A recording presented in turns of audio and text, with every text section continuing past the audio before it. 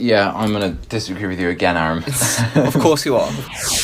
An example of a capitalist industry that doesn't necessarily benefit its artists. Just fine. There's stuff I'm sorry, I'm pretty sure the artists get millions of pounds. Let me finish. If their album succeeds... Let me finish. Okay.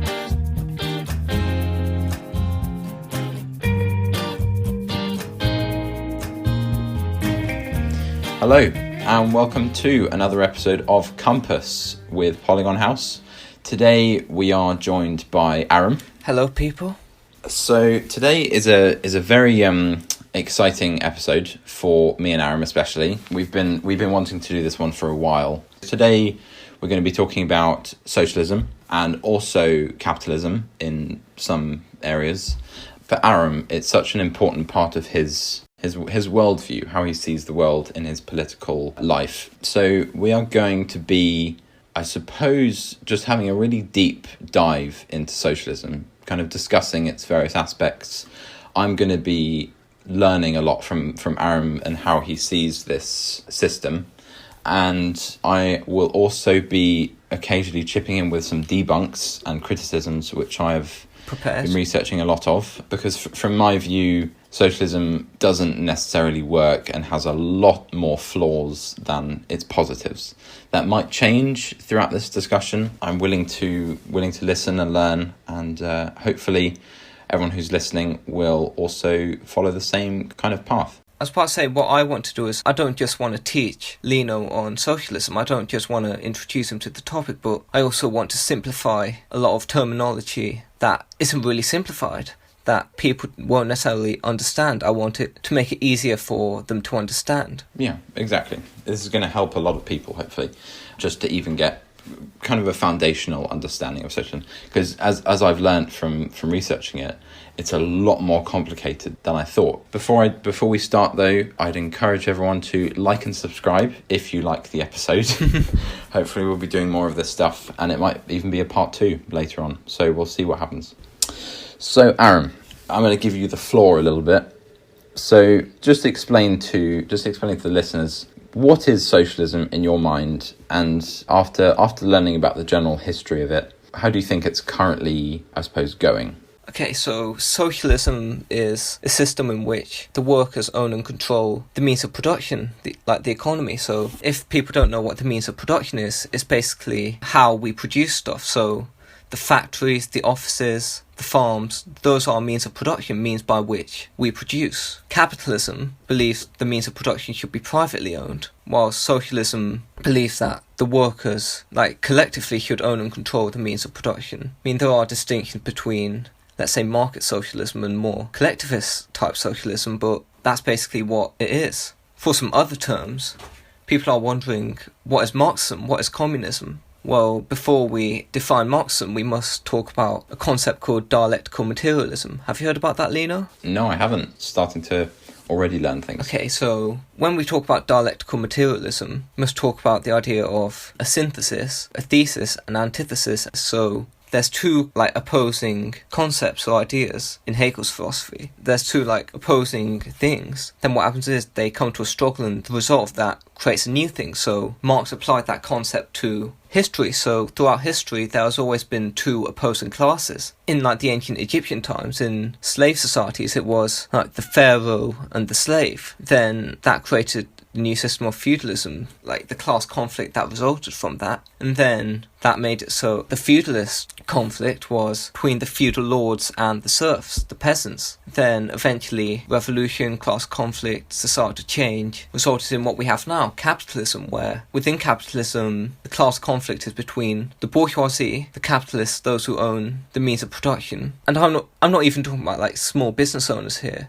I'm talking about big business owners, people who own entire factories. So the bourgeoisie and the proletariat, the workers. This isn't just the labour workers as well, it's just workers in every industry. But what socialists believe and what Marxists believe is that eventually after capitalism, what will arise from it is a worker state, because within all these different class struggles, the ruling class, so in Egypt the slave owners, the pharaoh, in feudalism the lords, and in capitalism, the bourgeoisie have had the state on their side as a means to enforce their will. So what Marxists want is for the state and society to be run by the workers. Okay, interesting.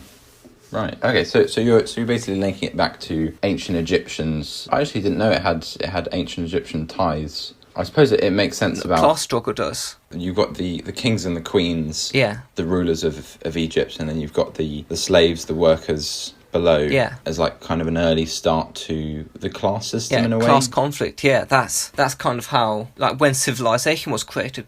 Because before, like, civilizations, there weren't really classes. There were tribes and stuff, but it was more, this is actually called primitive communism, where there were no classes, but at the same time, there was no, like, civilization. So even as a communist, like, most communists, including me, won't necessarily support a return to primitive communism, because I don't want to die at the age of 25 at the end of the day. So actually, so it's another one of my questions. So what's the main distinction between communism and socialism? Okay, so communism is basically socialism, but the state has kind of withered away. So, like, some socialists, some communists want to get to communism straight away. Like, anarchists want to skip the whole rule of the proletariat stage and just abolish the class system and just abolish it all, just create an anarchist communist system. So in a socialist system, there's still a class system, basically. In socialist system, there's still the proletariat, but the proletariat enforces its will upon everyone else. The proletariat is basically like the majority. Right, yeah. The proletariat is meant to be working class, isn't it? Yeah, it is. The people that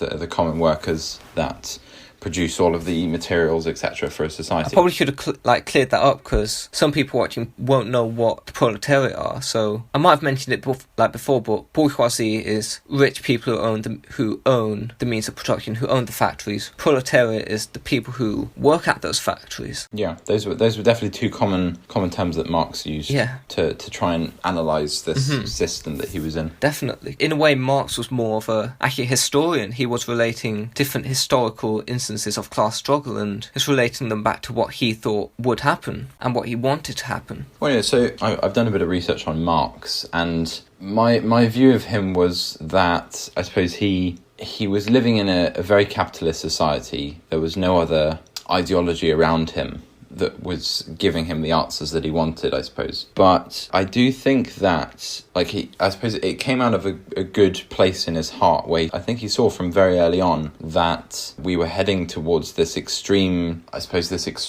time where there's excessive consumerism, we make loads and loads of products, profit and business goes through the roof. I suppose he saw all of the early problems with capitalism, and I think tried to make a system that would I suppose literally turn things on its head. Try and remove those issues. So the issue I have with that is that I think I'm not sure he saw that capitalism was self-improving even from that stage. Like, after he kind of published his work and went down this new socialism route, I think even after that, I think the conditions of workers improved, profits started going more and more, and I think capitalism did start improving more and more until it got to the point where we kind of know it today. Obviously, it definitely 100% did have faults, and we'll get into that. But I do think that his work was it's kind of out of date, the Communism Manifesto, and his other books. I don't feel comfortable, I suppose, following these works that were made ages and ages ago and haven't necessarily changed a lot. May I say something about the Manifesto quickly? The thing is, the Manifesto, there's other works of Marx which are very good when applied to today, but the Manifesto itself isn't necessarily the strongest text when applied to today, because it was a party manifesto for, let's say, a proletarian communist party of his time. Let's say a revolution was to happen now, they were the things he thought that party should do. But at the same time, I will admit that capitalism has improved. I think no one can really deny that, but it still hasn't removed many of the contradictions Marx saw within capitalism. Let me give you an example of one, because you mentioned, there's a lot more production now. Overproduction will lead to a drain on the world's resources, which will eventually cause it to collapse. So you could take from that capitalism is inevitably going to collapse, really. And furthermore, you know how jobs are being taken by robots now? Like automation? Have you heard about that phenomenon? Oh, definitely, yeah. There's robots everywhere in all the shops. It's all just self-checkout. What's eventually going to happen is, because of that, like, because robots are much cheaper labour than people are much more efficient, except for, like, certain industries. Like, eventually people will, like, workers will be phased out and no one will be able to feed themselves because they won't be able to work because they'll all be phased out. That's one problem I see with capitalism. But then, what happens as well is this won't just be bad for the working people. This will also be bad for the capitalists themselves, because when the people are poor, starving, or that, there won't be, like, no one will be able to buy their products, so everything will collapse if automation happens under a capitalist system. Okay. It's an interesting point, but I can see a few little issues in that argument. So you're assuming that capitalism fully, like what you said about natural resources, completely true. Yeah. Capitalism has had a very bad rap with climate change and the planet. It does damage the planet to an extent, or definitely has damaged the planet. And that mainly comes down to oil, fossil fuels, etc., especially from the start of the Industrial Revolution. But this is the thing about capitalism. It's self-sufficient. So in terms of wealth, the wealth is basically having wealthy people in a society is very, very useful. Yeah. And having wealth in general in a society is very, very useful, not just necessarily putting it down to wealthy people. So, for an example, when the first few technologies that we know today, like, for example, the first mobile phone, used to cost something like £4,000, and it was massive and incredibly impractical. The only people that could buy that were rich people.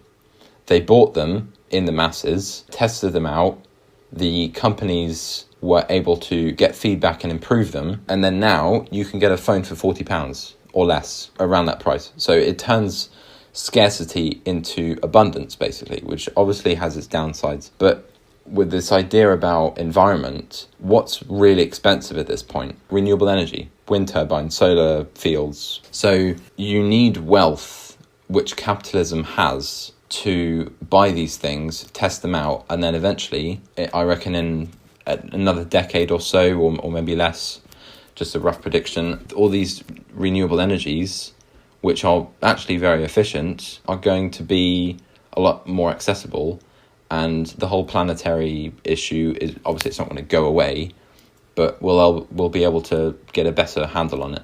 Like, at the end of the day, what you're saying is that you need abundance in an economy to, just grow, to function. So you're arguing that, like, capitalism creates abundance and also creates innovation. That doesn't mean that socialism can't do those things. In fact, socialism can be extremely innovative in some areas. However, there is one issue with capitalism and innovation. At the end of the day, capitalism isn't making these products necessarily to, enhance the living standards or the experience of the consumer. That might be a secondary or tertiary motive, but primary motive at the end of the day is to make profit. That's why, let's say with iPhones, they've basically, although there's been changes, they've made mostly the same phone for however, that's why with the FIFA games, they've made practically the same game for the past 10 years. I was watching, I know it's not exactly like a text or whatever, but it's like a mafia movie, but a quote from that related to it, to how I feel capitalism can alter the efficiency of production. So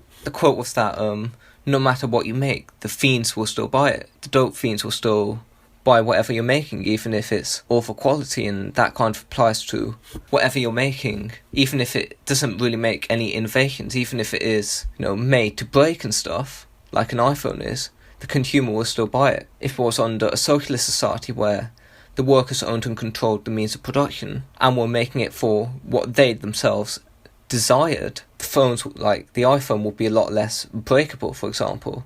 Products will be geared way more towards the people who consume them. Right, okay. I mean, I'm going to disagree with you there.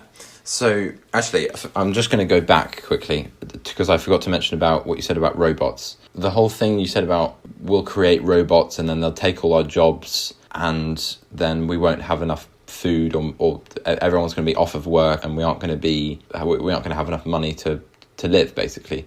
That's a whole other question of AI, but I think that's such an extreme example, because we're maybe decades away from, I suppose, the if it ever happened. We're decades away from the Matrix films. Even during that process, who has to... We still have human brains. Human brains are incredibly smart, smarter than the robot in many cases. Definitely now. Hopefully we don't go down the whole route of AI and then they kill us all. But humans are going to be needed in that time. I think workers are still going to be very, very valuable. The whole idea of work, there's loads of people that like to work, and a whole society depends on people working. So yeah, I think that it's a whole other thing about AI.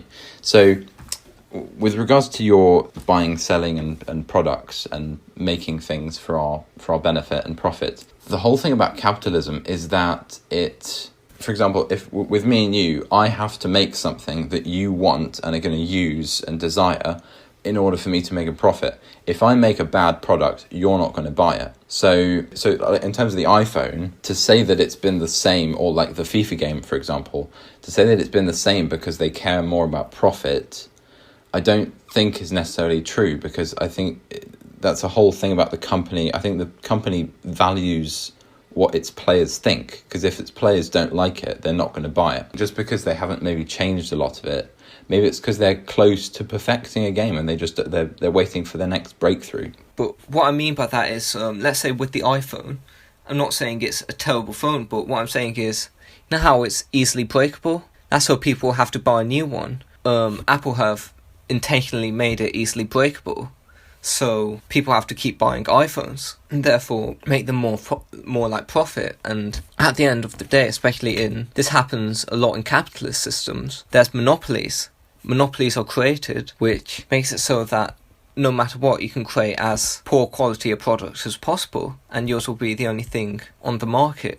I'm going to disagree with you again, Aram. Of course you are. So I just think that in terms of iPhones being breakable, I'm pretty sure they're going to get tougher. And plus, you've got the whole thing about cases. It encourages another industry, phone cases, to improve. I do remember that Apple do sometimes release updates to really old versions of their phone to make them worse, make the battery last less time. That's what I'm also saying, yeah. Okay, so obviously that's a questionable thing that these big companies do, making their old products seem worse. I think it's more about... I'm not sure it's just because of profit. I think it's more about progression and advancement and competition. May I interject? I'm not saying that the profit motive and the benefit of the consumer are completely divorced. In fact, they can be very much intertwined. But what I'm saying is the issue with capitalism is that the profit motive rather than benefit of the people is the driving factor behind production. That's what I'm basically saying. And about like innovations and stuff, like innovation isn't solely a capitalist like concept. Countries like, let's say Cuba, for example, a socialist country, they've made some very good developments in terms of medicine. Quite a few years ago they developed a new skin cancer medicine. Furthermore, the Soviets actually developed some very innovative ways of treating infection. They treated it, let's say in the West we had like antibiotics, but they couldn't be really shipped into the Soviet Union because of the Iron Curtain. The stuff couldn't really be traded at the time because they were just enemies. So the Soviet Union actually, had medical innovations that are shown to be extremely effective. Right. Okay. Well, no, so obviously, no, I'm not doubting that socialist places can't develop new things, but just I think that capitalism, it really encourages you to get better. And like all animals have competition. They compete for mates, food, territory, etc. So I just think that in a capitalist society, which we are all living in right now, and it's pretty nice, I just think it goes along with human nature, which makes sense. And then in terms of the idea about communists and socialists making medicines, etc., how are you going to distribute that with such little funds? And before what I said about turn scarcity into abundance, capitalist societies can make medicines incredibly cheap and disperse them to thousands and millions of people. May I interject, because one, on medicine being really cheap, At the same time, in a capitalist society, what happens is, let's say someone gets a patent for medicine, what they can do is they can monopolise production of that and mark up the prices extremely high. So Martin Shkreli, I can't remember what it was he developed, but he developed a new pharmaceutical resource, a new medicine. But what he did was, he made it so he was the only one who could actually make that, and he basically marked up the price to like 25,000 per gram or something crazy. I can't remember the exact price, but it's basically unaffordable. And what's happened with medicine in capitalism, unless it's heavily regulated, that's become unaffordable to the consumer because these pharmaceutical companies can mark up their prices so high.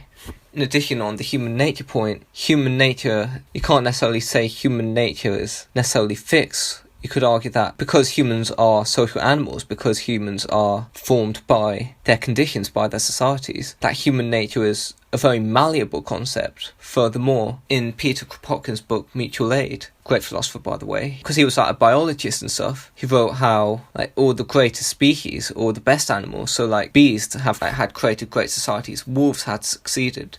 They succeeded through cooperation. Most of the animals that end up becoming top of the food chain succeeded because they hunted in packs, and cooperation is the main driving force behind such success rather than competition. Like, I'm not denying that competition can't be a driving force, but could argue that human nature can tend itself more towards cooperation in a way. Yeah, okay. I mean, there are definitely some parts of that make sense. In terms of the animal, so yeah, obviously humans are very, very social beings. Yeah. But that's how a free market works. You cooperate with other companies and people, and it improves.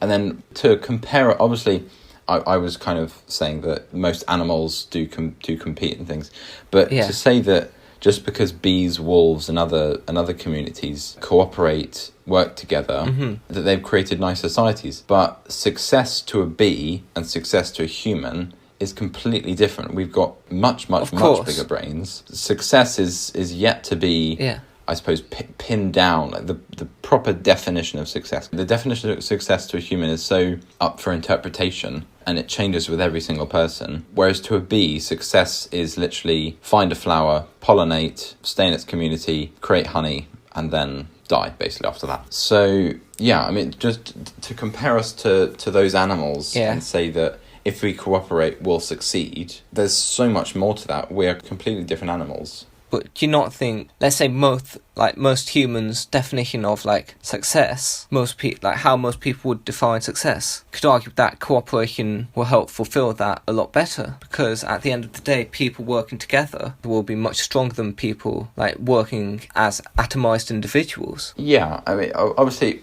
I just think it's important for, in a capitalist society, everyone has a lot more freedom. If you have the opportunity, you can go and make a bunch of money. If you think of an idea that's good and that people want, you will be successful most of the time. I just think that in a socialist society, you basically put a roof on people's heads saying you can't rise above this. Because the fact is, everyone in our human civilization is different.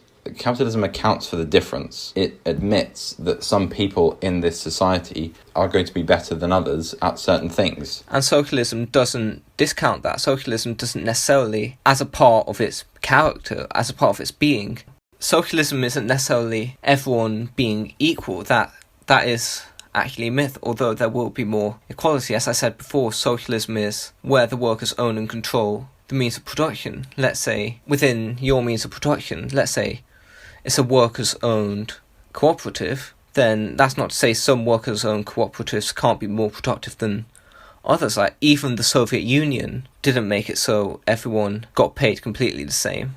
Even the Soviet Union wasn't completely like everyone had to be at this bar, because they actually had a movement where there were some extremely productive workers that were able to rise up, and they were used as figureheads for other workers to aspire to be. It's called the Stakhanov movement. Okay, I mean, that automatically sounds a lot more capitalist to me. As soon as people go above the norm and maybe succeed more than others because they have certain skills that others don't have, that automatically sounds capitalist to me. Socialism doesn't necessarily mean that everyone will have to get paid the same per se. That's not necessarily what socialism is.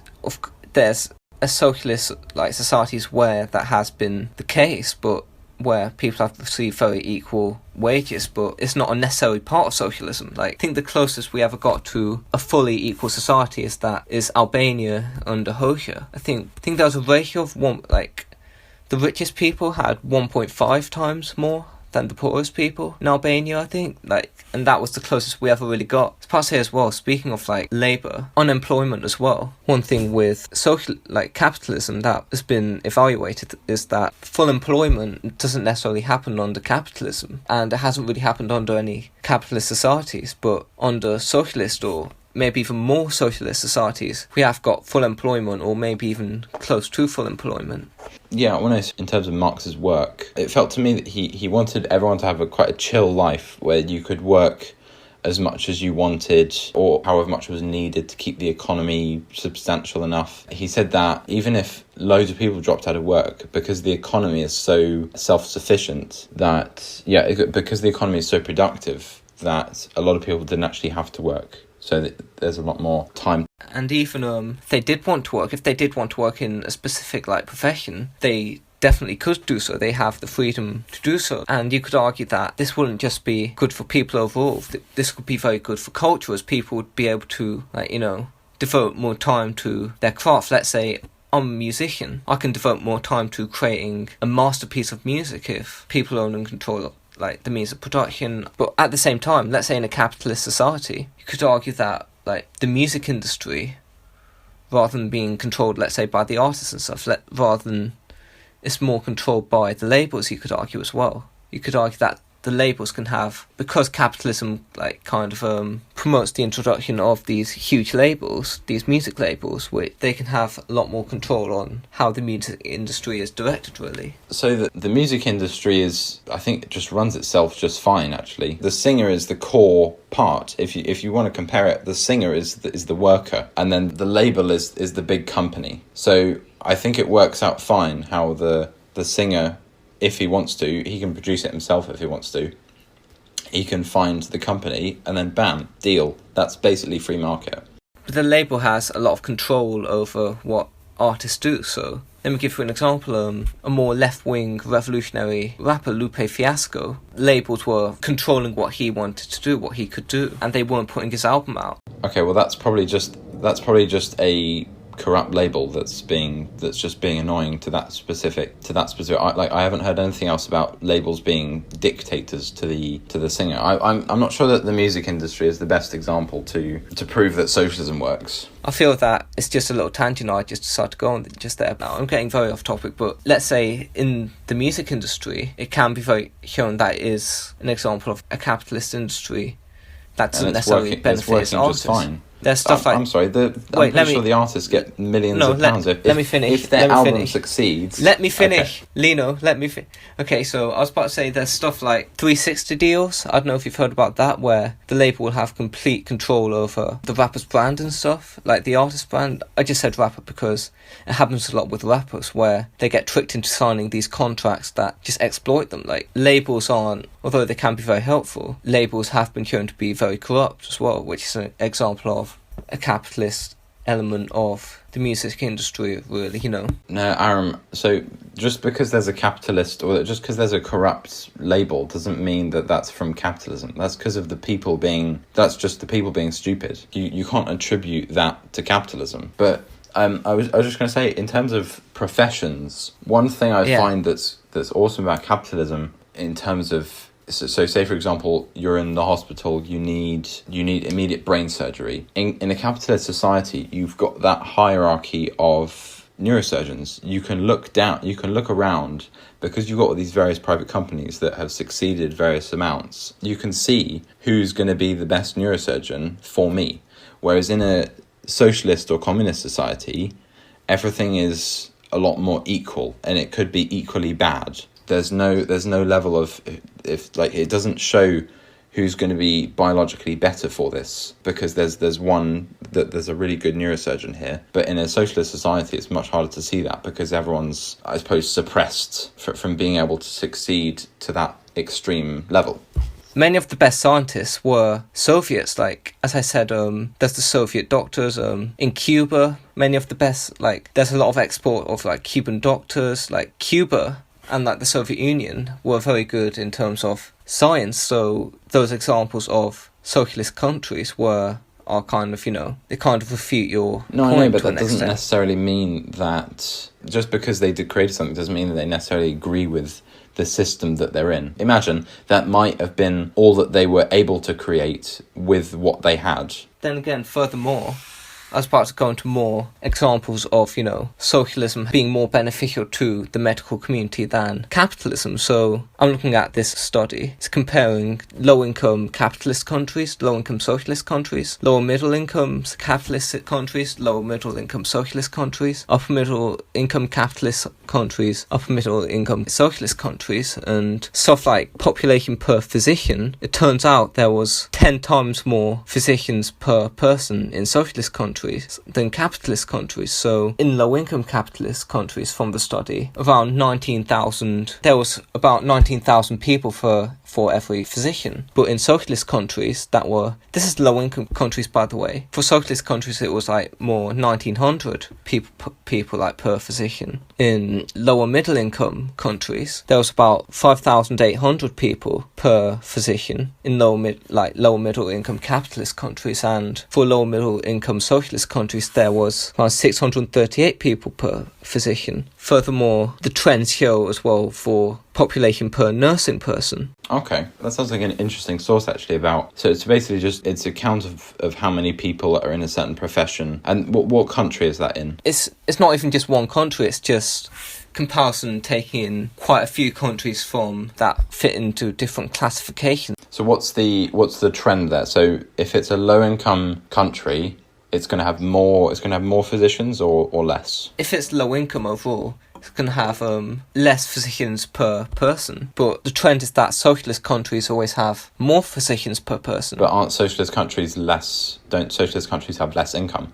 But this is comparing countries with different income. This is comparing countries with all the countries in each bracket. So let me explain. So there's low-income countries, lower middle-income countries, upper middle-income countries, high-income countries. But out of the low-income countries, the capitalists and socialists, like the socialist countries had more physicians per people in every single category when you compare socialist and capitalist countries with similar incomes. Okay, well, I mean, it makes sense. I'm just thinking that is because more people in capitalist countries are going to be going into the business world, whereas in socialist countries, I reckon science is maybe a bit more valued or encouraged. Okay, that's an interesting source. It's a very good source because also in socialist countries, the infant mortality rate was a lot lower. Child death rate as well. Life expectancy was higher. There's even, how there's the stereotype that socialist countries always go hungry. Daily per capita calorie supply was actually higher in said socialist countries. And that goes on to another tangent. CIA reports from, CIA reports and stuff. This isn't even just some socialist source. This is proper CIA, Reuters. So it's about as factual as you can really get. It reported that American and Soviet citizens eat about the same amount of food each day, but the Soviet diet might even be more nutritious. Okay. It's a benefit to socialism saying that the people there eat healthier. That is basically because they've got less money to produce weird new foods. So in America, you've got every weird food you could possibly think of. These, pink cereal, orange bananas, stuff like that. I'm not sure, that's kind of just a trade-off of... Because obviously you've still got loads of healthy options in America. It's just harder to come by them because you're surrounded by this enormous food industry, which I do admit has gone a bit out of control and is quite hard to regulate now. But yeah, no, I suppose that it makes sense that socialism is maybe better for food-wise. Although I do think that, for example, in Venezuela, apparently I heard a source saying that the average Venezuelan has lost £36 in the past year or so because they're going hungry a lot of the time. And now let me just say, Venezuela is something I'd love to talk about. Carry on though. So a lot of what they're trying to eat now is dogs, basically, because there's so little food. There's loads of reports of different things going out of stock in Venezuela. Like, for example, toilet roll, I think, went out of stock at one point, and they didn't have enough money to supply it. So that's just another example. So the whole thing about food is quite interesting. Obviously, in America, you've got this extreme out of control food industry, which does have some benefits, and then in maybe socialist countries it's a bit more regulated, which I suppose makes sense. May I talk about Venezuela? Go ahead. From what I've seen, even Fox News were reporting on this, the percentage of means of productions that was privately owned in Venezuela was like 70%, so it wasn't necessarily, even if one could classify it as socialist due to the amount of means of production owned by the workers, you couldn't necessarily call it a socialist country. Furthermore, a lot of the financial troubles, the economic collapse of Venezuela, that was created not necessarily because their system was bad. In fact, there was actually some growth in the Chavez years, but it was caused because there was an oil crash. And if you don't know this about Venezuela, most of their biggest resource to export is oil. Most of their income comes from exporting oil. And what happened was the US and Saudi Arabia, in an effort to, hurt Russia, threatened them, because Russia also relied a lot on oil. They pumped out, the US were like, hey Saudis, you've got to pump out a ton of oil to reduce the price. So the value of oil was basically halved. And because that was 90% of Venezuela's income, that just destroyed their economy. It made them go out of control. So rather than necessarily being a fault of socialism, it was more a fault of not just them investing too much of their resources into putting all their eggs in one basket, but also because of external forces that basically made them collapse. Okay, right. Yeah, so my interpretation of Venezuela was, so before you told me a few days ago about the 70% of their production is privately owned, I was still under the impression that Venezuela tried socialism and it completely failed.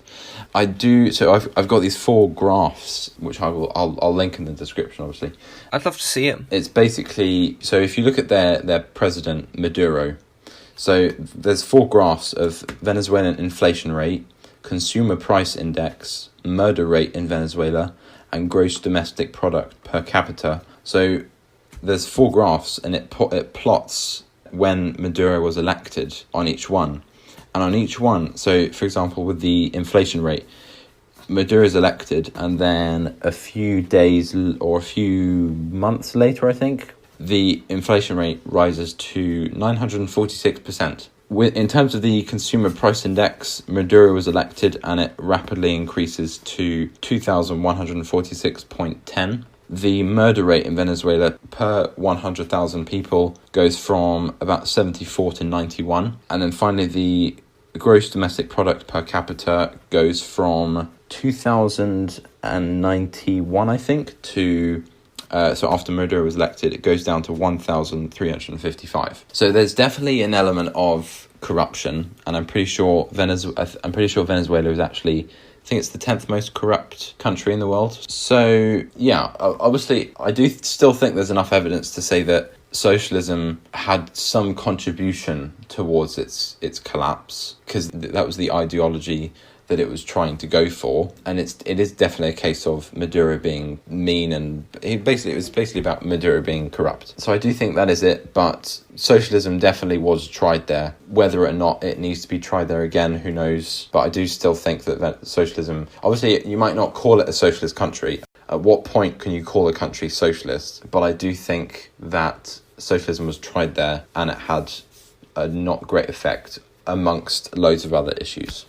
At the end of the day, I feel what defines a socialist country, either it could be, I'm not extremely strict, some people are extremely strict that only their view of socialism is the correct one, but what I'd say is what makes a country socialist is if most of the means of production are owned by either the workers, or if it's owned by a worker state, a state which governs itself on the class interests of the workers, because that's the difference between the state controlling everything and a socialist society. Because a lot of the time, let's say the state controls everything. Let's say, for example, that happened in Nazi Germany. The state wasn't operating under the will of the working class. It was still operating under the will of the ruling class. So there is a difference between state control of everything and socialism. That's just a distinction I would like to make. Yeah, there's actually a thing I wanted to mention. So there's definitely, like, you have to be very clear about the distinction between, so you've got fascism, capitalism. Have you heard about anarcho-capitalism, where the free market basically controls absolutely... Basically, anarcho-capitalism is where the free market controls absolutely everything. So even stuff like the police is privatised and the army is privatised. So there's different police companies. Yeah, that's where... So basically, any extreme of these systems does go completely haywire. I'm not advocating for extreme capitalism, extreme socialism or anything. So obviously you've got communism, socialism, capitalism, and then whatever else is beyond that. I had a friend the other day who was defending capitalism, saying that this very true fact that capitalism has brought out more people from poverty than any other system. He was saying capitalism has brought out more people from poverty than communism. And I corrected him very quickly, saying, don't compare capitalism to communism, because that is an extreme. If you want to compare capitalism to socialism, not communism. I was about to say, though, with capitalism bringing more, even if it has brought more people out of poverty overall, that's because there's been way more capitalist countries, and I'd argue that it's not necessarily capitalism which brought them out of poverty. It was more that society, like technology improved, that over time, living standards will improve in general because society grows. I wouldn't say it's necessarily capitalism that brought it out. I feel that socialism could be even greater in improving countries. So, even though it's not my favourite country in the world, even though it's not the best example of socialism, you could argue that the Soviet Union turned Russia into a world superpower. Yeah, it was a superpower of killing people. But no, so I was just going to say, so I do still think that what you said about society grows and it's not because of capitalism. I think it is because of capitalism. We've created wealth, materials, products, etc., and we've created a society, I'm pretty sure, from capitalism, that's run on capitalism. The UK and America are two massive capitalist countries. Like, capitalism was essentially made in, I think, Europe. It flew around Europe at various points. But no, I definitely think that capitalism has caused that. And I mean, it's created all the wealth, and which is vital for so many things. It's definitely better than feudalism, which that's undeniable. I will accept that, but that's because the reason that these capitalist countries are bigger than socialist countries is because they're already a lot more established. They already have the resources. They may have become greater because they have better soil, which would make agriculture better. But what were you about to say? So what I said before about creating wealth, capitalism is very good for technology. All of the companies that we use every day, Instagram, mobile phones, etc., they are all created through capitalism. Like, all of those companies started with someone in their garage thinking of an idea, and now they've built them into multi-million dollar or pound companies.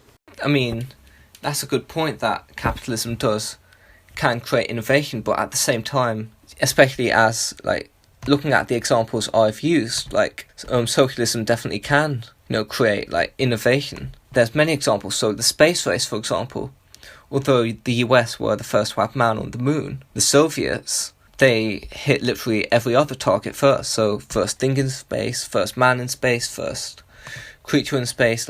Even though the US had that one thing, which they did better, at the end of the day, the USSR actually outperformed them. And what I'm saying about socialism improving countries, if you look at the volume of industrial output in the USSR, so from 1913, let's say 100 is a base value of nothing, just 100 industrial output, that's the base. By 1933, that number was 391.9, basically meaning that industrial output quadrupled. So, from 1913 to 1933, which is amazing for a country. Such a massive change. That sounds like an interesting improvement. But, in terms of that space situation, this is where I'm going to up capitalism again, because this amazing man called Elon Musk, who I absolutely love. He's an amazing guy. I'd love to meet him one day. So, obviously, he's got loads of companies behind his belt. all of which are incredibly successful, they are all private companies. And in terms of this space thing, SpaceX, which is an awesome space company, is basically, so they teamed up with NASA, the government space company, and now they've got an amazing alliance. And just a few weeks ago, they sent some more astronauts up in space in a very updated and advanced rocket where they all had touchscreens, the suits were different. So I think that's just an amazing thing. So for someone like Elon Musk, he needs wealth, not because he wants to be rich and be greedy. He's the most, I think he's one of the most selfless billionaires out there, because he's truly trying to do this to improve humanity, and he's got a vision, and he's doing it with capitalism and with all of his wealth. So he's just a great example of someone that succeeded with this. Then again, under socialism, that doesn't necessarily mean you can't collectively accrue wealth. You can still, create value. You can receive compensation for that value. You can still accrue stuff and help create innovations with what you accrue, kind of. I was about to say on Elon Musk, I don't know too much, I couldn't necessarily argue against the guy because I'd be quite uninformed in doing so, but I have heard, especially because I have a friend who's very much into the astrophysics community. They're studying at UOM to become a big astrophysicist, and they said that Elon Musk has actually been detrimental to the wider astrophysics community because a lot of his, exploits into space has actually impeded research in some ways. I mean, I'm not completely discrediting the man because I'm not necessarily in a position to do so, as I don't know too much, but from what I've seen, he has kind of impeded genuine astrophysics research. Interesting. So you were telling me about this the other day. Yeah. So a lot of the rockets he sends up, he lands loads of parts of them back down, which is incredible. I mean, obviously, I don't know the specifics of the person you're talking about and what exactly Elon has done. I can imagine it makes sense, but I do think they've maybe thought of, before they send rockets up, they've thought loads of things through. I doubt they're going to fly them directly into other satellites and impede astrophysics research. So I'm not too sure about that. Yeah, what you were saying about in socialist societies you can still advance and succeed, I say. So this comes down to tax. This comes down to taxes, basically. So in socialist societies, obviously taxes are a lot higher, especially on the rich. You can't really have billionaires in a socialist society. It doesn't really follow along with the code of thought. Would you agree? Yeah, I was about to say though, billionaires, most if not all billionaires didn't necessarily become billionaires because of the value they created. They became billionaires off the value others created. So one of the other reasons I'm against capitalism, and I'm surprised I haven't got into this earlier, but that it exploits the workers who work under it. So let's say I'm a worker, I just make, let's say, masks, because I'm holding a mask at the moment. I make COVID masks. Each mask's value was £20. Let's say, so I create £20 of value per mask. The trouble is, what happens is, the boss, the capitalist, takes a huge share of that profit and I only get a small amount back. And I saw this statistic the other day that the biggest theft, the largest theft, is wage theft. Not even robbery or whatever. Wage theft is actually a bigger problem in a capitalist society than robbery is in general society. So one of my issues with capitalism is that it exploits the worker in general, use them as a means to an end. And that goes into a philosophical problem as well. I don't know if you guys have heard about Immanuel Kant and the categorical imperative, but go with it. This is a good philosophy link. Yeah, so one of the parts of the categorical imperative is that you shouldn't use other people as a means to an end, because people are more than means to an end. But capitalism, you could argue, treats people as a means to an end. Yeah, okay. So just a couple of things to pick on there. So what I was going to say about taxes is a great example. So I think it's Sweden, I believe. Actually, it's in most Scandinavian countries where most middle-class people struggle to afford cars because of the 85% tax rate on them. So that's just a great example of having a bit of issues in terms of affording things. In fact, the head of IKEA left Sweden because the tax rates were too high. That's just one of the effects of taxing people too high. Most millionaires, they leave the country basically if they can. That doesn't mean the country's bad though. No, it just shows that they feel they aren't able to succeed as much as they want to in that society. Obviously, there might be a vast majority of people in that society that are fine with whatever they have, and obviously that's good to be satisfied with what you've got.